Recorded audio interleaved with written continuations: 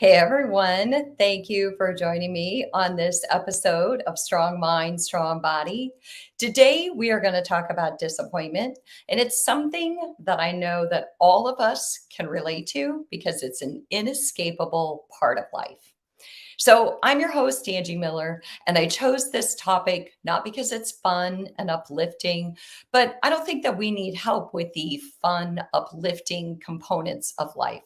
I chose it because it's real. Because we all go through setbacks and serious letdowns that leave us feeling disappointed. And sometimes I think we just need a little help and we need to know that we're not alone. So, social media is such a big part of our culture. And it feels like all of our social media is like best of episodes of everyone's life. And sometimes we kid ourselves into thinking that everyone else has it all together. And I don't think that's the case. I think that if we allow people to get close to us, if we take risks, if we let other people into our lives, or even if we don't, disappointment is sure to set in at one point or another. Because whether you're living life to the fullest or not, you can't run from disappointment. So the question is, what is disappointment exactly?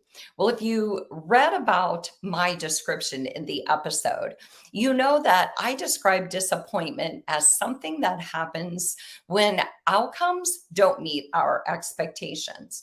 And I think that's kind of the core of disappointment.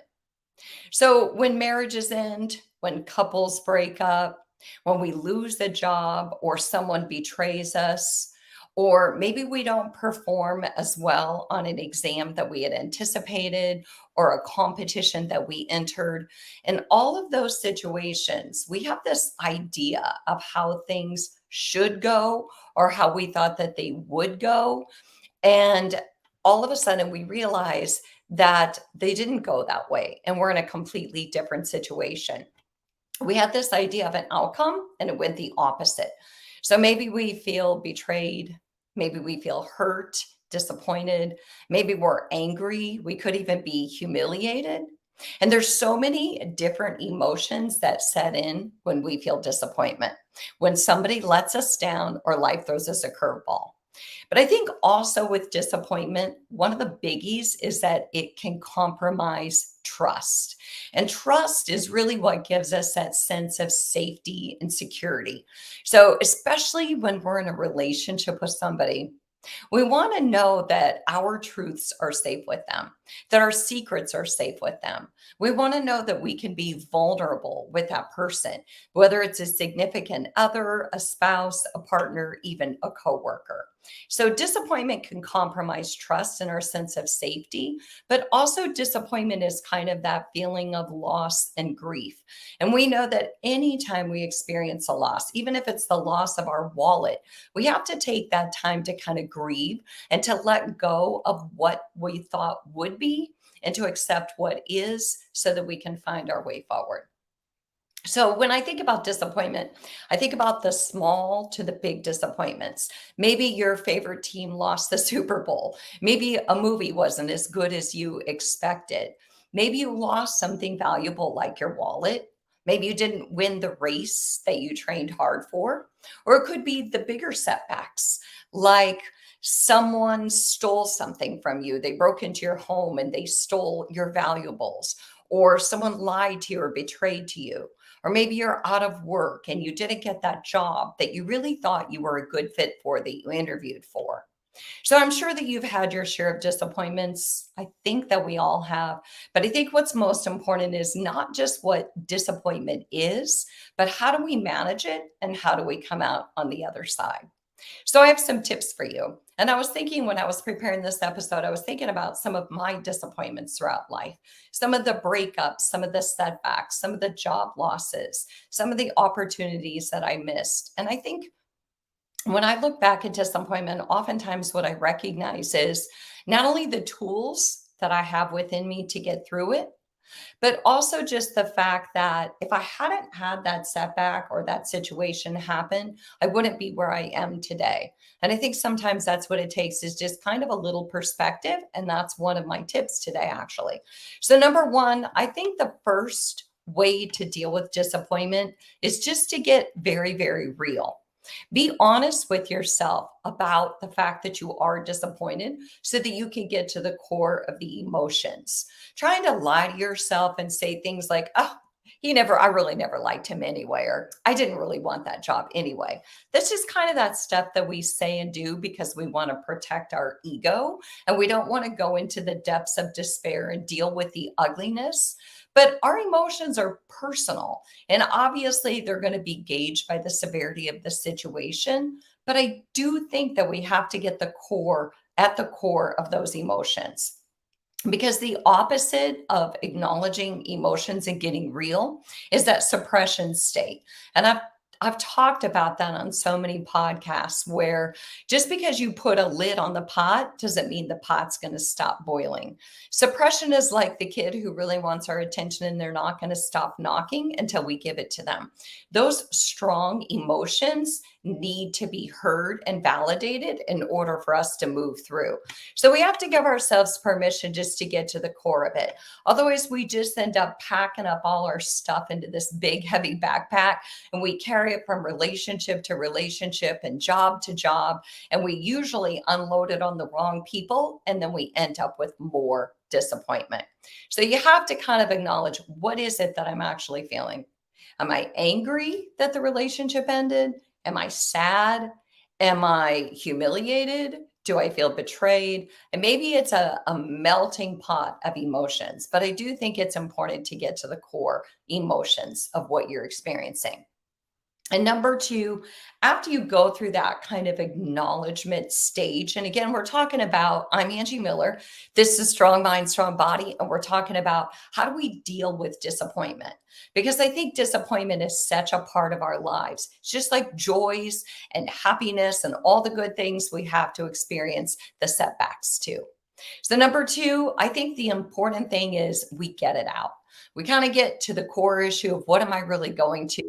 And then we have to unpack it because strong emotions need an outlet because strong emotions carry a ton of energy, especially anger. So the stronger the emotion, the more you need to get it out. It's like when you have a lot of energy and you just need to get to the gym because if you don't, it feels like you're going to explode. So maybe you talk to a therapist or a friend. Maybe you journal about it or you exercise. However, you do it, I think you do have to go through that grieving process just to figure out how you're going to move forward. And again, even if you're not a big talker and you're like, I'm not that person who's just going to go word vomit on somebody, don't underestimate what writing about it will do. Because journaling is evidence-based. It's processing, it gives our pain a place to go. We gain a lot of clarity and we get rid of it so that we don't have to carry it around with us. Because at the end of the day, heavy emotions are not something that we should carry alone. So, I was going to tell you too before, what really inspired this episode isn't just the fact that I think that we all experience disappointment. Is the irony is about a month ago, I had a guest who was supposed to be on my podcast. And about 15 minutes before we went live, my guest sent me a text and had to cancel. And my producer said, you should do an episode on how to deal with disappointment. And I thought, you know what? Perfect. Because it really is such an integral part of what we deal with. Our day is going just fine until it's not, until something happens that gets in the way. So, number three, I think that we need to get real about our emotions and we need to get it out. But I think that we also need to get over glamorizing. So, you know how sometimes when somebody breaks up with us, or we lose a job, or we move to a new city, we kind of glamorize. We hold on to what used to be. And all we can think about, or all we can talk about, is how good it used to be. And it's like somehow our whiteboard just erased all of the bad stuff, all the stuff that wasn't working. And we're glamorizing and making it more than maybe it ever was. And it just keeps us stuck because I think that we have to realize that no situation is all good or all bad. And whether we wanted it or not, glamorizing it is not going to move the needle in any positive way. Or, sometimes I think we future trip. Like we think, well, if I had just gotten that job, then things would be so much better. Or if I had trained harder for that race, I probably would have won. But part of, letting go and processing what might have been, or part of letting go is processing what might have been, but it's also making sure that we don't dwell and we don't stay stuck in the quicksand. So, because again, that just makes it harder to move forward. Remember when my daughter was in high school and we moved from Arizona to Chicago, and she did a lot of glamorizing of Arizona and could only talk about how good Arizona was. And I think that we all have to go through that grieving process, even in relationships. We tend to think, oh, I remember when we sat down and we watched Netflix movies together, and that was so fun to have that companionship. But we forget about the ugliness or the disagreements. So keep it in, try to get over the glamorizing. And that leads me to number four, which is just to get perspective. And I think that getting perspective is key because, especially if you're glamorizing or you're future tripping, sometimes when situations leave us spinning, we just get so stuck in our head. And we need outside intervention to give us perspective, to kind of shake us up and give us a different lens, to help us see the big picture and know that, remind us, hey, you know what? You've been through other setbacks before. You've been through breakups or you've been through job losses so that we can remember that we actually have the tools to get through these situations. And also just to remember that, you know what? We deserve credit for trying, for taking a risk, for putting ourselves out there, for, guiding ourselves with our heart, with our passion, our career, and the people we care about. So we are living life to the fullest instead of always playing it safe. Right. So even if sometimes we end up in the depths of disappointment, wouldn't you rather take chances on life, take chances on love, take chances on your career than to live small? And I think, the other side of gaining perspective is remembering, how many times have you been through situations like this? And now when you look back, it's like, that seems so trivial.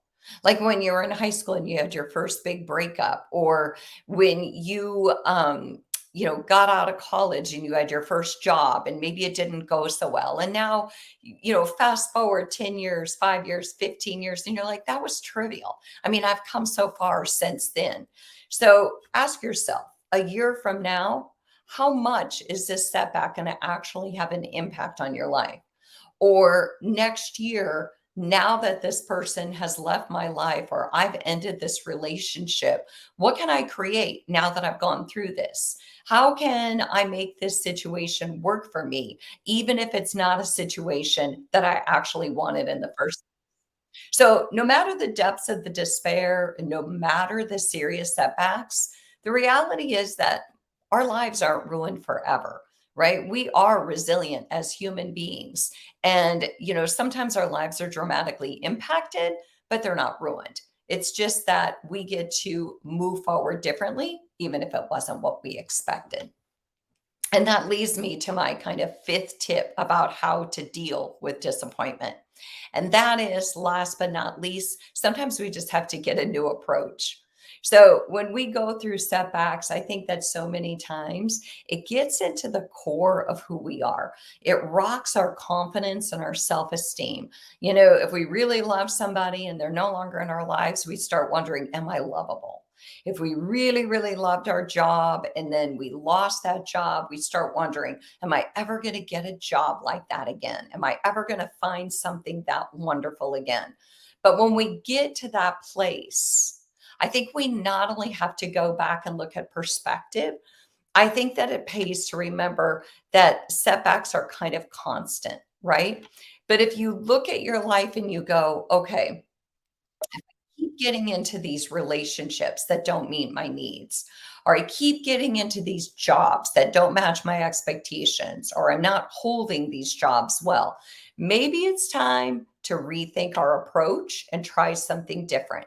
So maybe if you're in a relationship right now and your partner isn't meeting your needs, Or maybe you're focused or you're waiting for your partner to change, which we all know that's never going to happen because people don't change because we want them to. People only change if they want to because they see value in change. So, what if we take all that emotional energy that we've been putting into our partner, waiting for them to change or hoping things will be different?